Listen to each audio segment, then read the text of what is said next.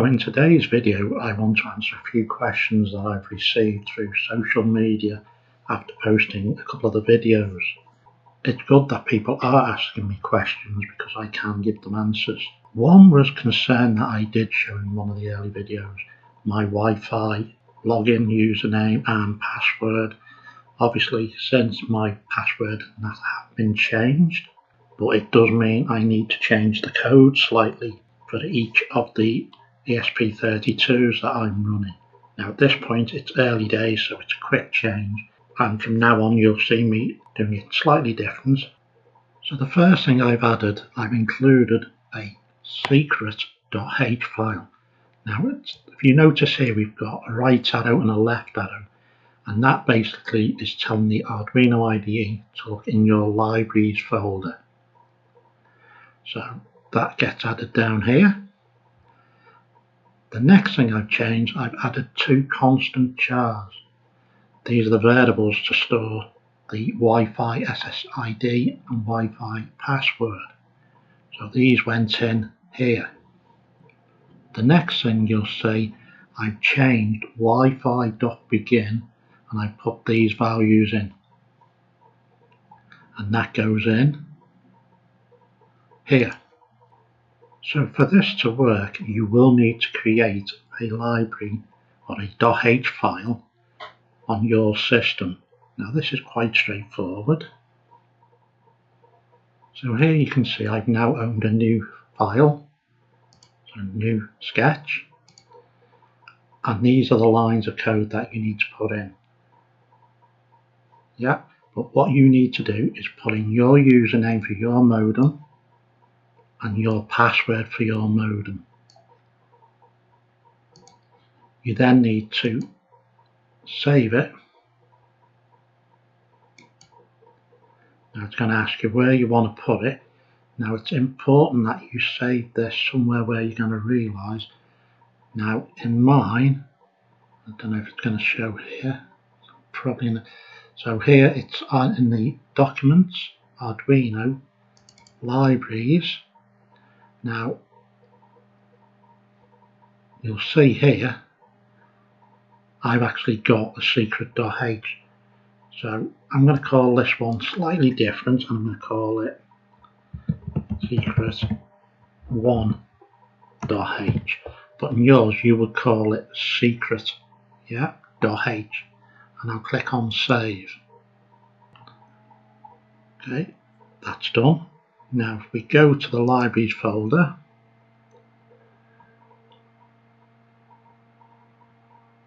here you can see now there's my original one, which is what I will be using. I'm not going to go into that, but here's the one I've just created. So we've got one thing we need to do.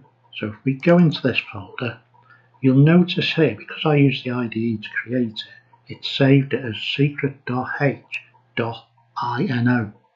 Now we need to rename this, and we need to remove the .ino, and then click on save or enter.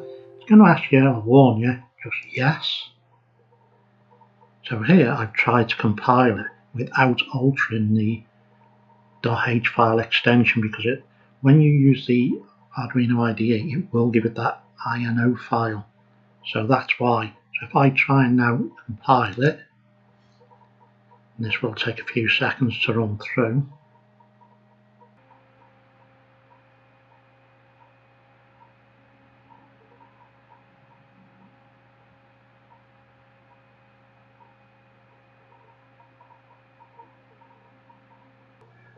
And thank you for the person who pointed this out to me. It's very much appreciated. Another question was, why aren't these links clickable within YouTube? Now this is because you have to validate your YouTube accounts or your channels with a phone number. Now I actually have two other accounts that I use. One is I do a lot with model railways, and another one is one I use for other items. So YouTube will not allow me to verify this.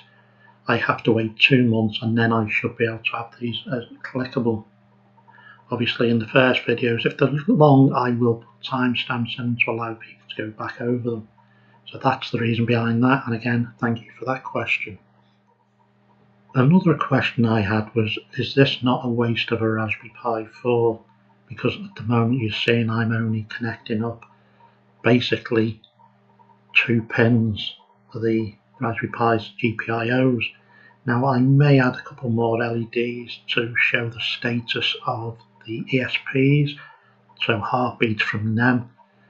But for me, for the price of the Raspberry Pi, and the fact that I can now connect to it from anywhere in the world and control things through it, I think that the price of it warrants it.